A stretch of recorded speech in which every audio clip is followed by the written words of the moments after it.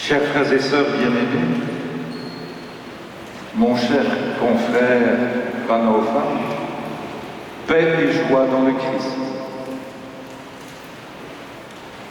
Tu as choisi comme refrain du psaume « Me voici Seigneur, je viens faire ta volonté ». Par ce refrain du psaume, au jour de ton ordination presbytérale, cher frère, tu enracines clairement ton choix de désirer accomplir toujours ce que Dieu, amour et tendresse, désire pour toi.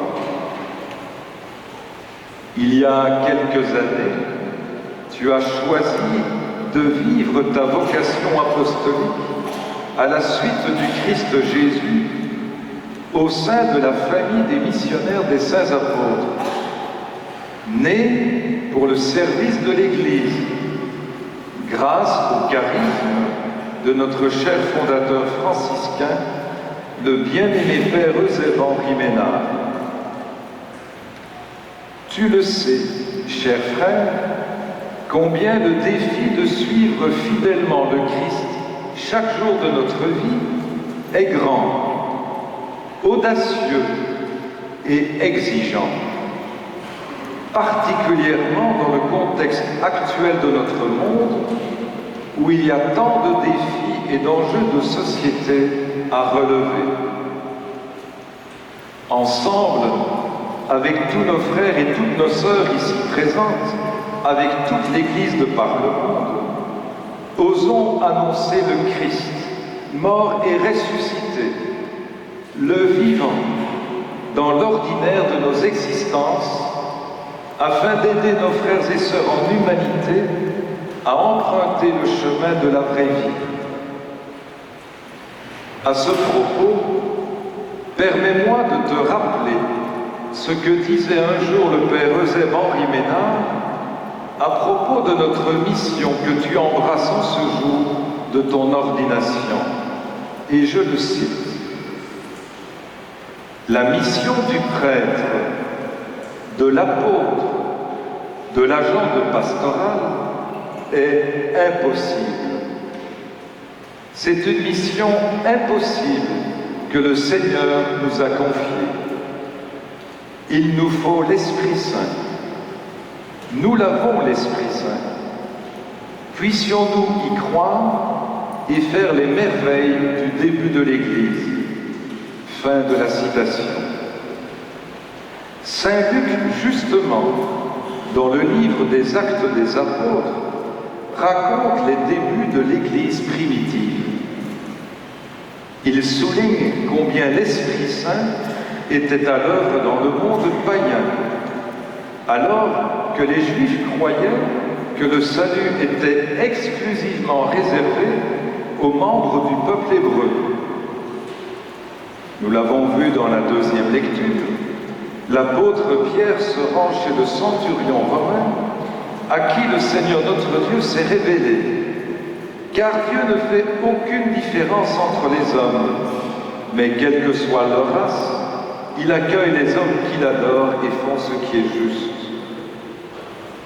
Eh bien, mon cher frère, ce que le Seigneur notre Dieu te demande de vivre à la suite du Christ, le Fils bien-aimé du Père, en qui il a mis tout son amour, comme nous le rappelle la page de Saint Matthieu, eh bien, c'est que tu portes du fruit, un fruit abondant et un fruit qui demeure. Mon cher frère, continue de fleurir, là où le Seigneur t'enverra en mission avec les dons, avec les talents, avec les charismes qui sont gravés au plus intime de ton cœur et de ton être. N'hésite jamais aussi à reconnaître tes fragilités et tes limites, car c'est alors que tu saisiras combien tes frères et sœurs en humanité seront pour toi des alliés, des partenaires riches eux aussi de leur force, de leurs dons et bien entendu de leur fragilité. Ose vivre en Église une heureuse et saine complémentarité de compétences. Et là, je ne peux m'empêcher de citer encore notre fondateur, le Père Ménard. Cette expression laïque et prêtre, tous ensemble. Permets-moi de te rappeler aussi sur quoi le pape François insiste fortement pour accomplir notre mission de consacrer, qui, dit-il, il nous faut la privilégier. Voici ces mots. Sois proche du saint peuple fidèle de Dieu. Je le répète. Sois proche du saint peuple fidèle de Dieu. Et j'ai écouté avec attention les témoignages du début. J'ai cru discerner que monsieur et madame qui t'ont adressé ces quelques mots de témoignage ont reconnu que tu étais proche du saint peuple de Dieu, ici même.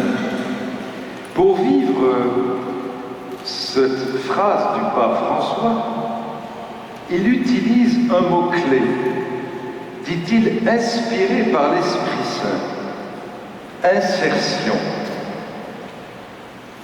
Alors, pour vivre la révolution de l'amour, cette autre expression chère à notre fondateur, insère-toi au cœur du monde concret. Insère-toi au cœur des villes et des cités, là où nos frères et sœurs en humanité luttent, travaillent et cherchent un sens à leur quotidien. Alors, mon cher frère, là, tu seras pleinement enraciné dans le cœur de Dieu. Dans son discours à Césarée, Pierre mentionne que Jésus, consacré par l'Esprit Saint et rempli de sa force, faisait le bien et guérissait tous ceux qui étaient sous le pouvoir du démon, car Dieu était avec lui. Durant ces années de ministère public, Jésus s'est pleinement inséré dans le peuple de Dieu. Tu as là un excellent exemple à suivre. Et quand je dis tu, je dis nous, et je me mets dedans. Nous avons comme baptisé le meilleur des exemples à suivre pour annoncer la bonne nouvelle de l'amour et de la tendresse de Dieu. Mon cher frère, la plus grande richesse que le Christ demande, et nous demande à tous et à toutes de vivre, c'est de découvrir le sens profond de ta vocation et de notre vocation. Chaque jour que l'on vit, là où le Seigneur nous envoie ici et maintenant, à la suite du Christ Sauveur. Eh bien, cette mission, cette vocation, quels que soient nos engagements différents de vie, c'est celle de servir nos frères et sœurs en humanité, en étant des témoins signifiants de son amour, de l'immense tendresse de Dieu. Souvenons-nous, frères et sœurs bien-aimés, qu'au jour de notre baptême, nous avons tous et toutes revêtu le Christ.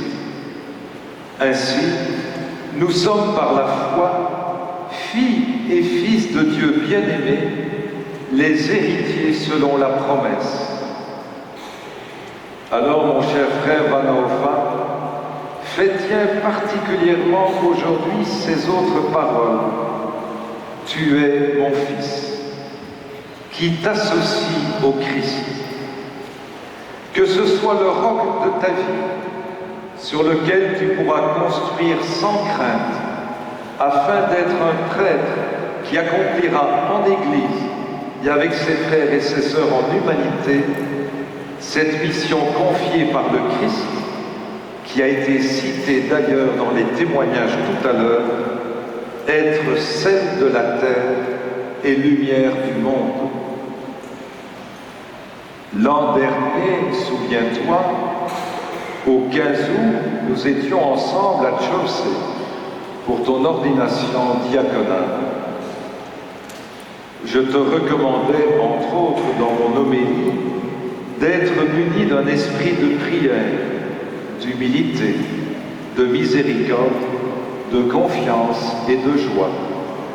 Eh bien, cette recommandation demeure toujours valable, actuelle et nécessaire. Afin d'être capable d'accomplir ta nouvelle mission que le Seigneur te confie aujourd'hui, marche chaque jour de ta vie en présence du Seigneur, en étant assidu à la parole de Dieu. Plusieurs attitudes pastorales me paraissent fondamentales. Parmi elles, je désire mettre en relief celle-ci. La première, prie. La deuxième, aime tes frères et tes sœurs. La troisième, écoute. Et la quatrième, travaille en équipe. Et aussi, très probablement qu'un jour ou l'autre, comme tout un chacun, tu traverseras des zones de turbulence. Tu seras confronté à des vents contraires et même à des tempêtes. Alors, n'oublie pas ce conseil de sagesse du père Eusèbe-Henri Ménard, et je le cite. Quelles que soient les difficultés de notre vie dans le Christ et notre tâche apostolique, ne nous décourageons jamais. Écoutons toujours Dieu qui nous dit, comme il l'a dit à Moïse, aux prophètes, à Marie, aux apôtres, ne craignez pas, je suis avec vous, j'ai vaincu le monde. Pour Dieu, rien n'est impossible. Amen.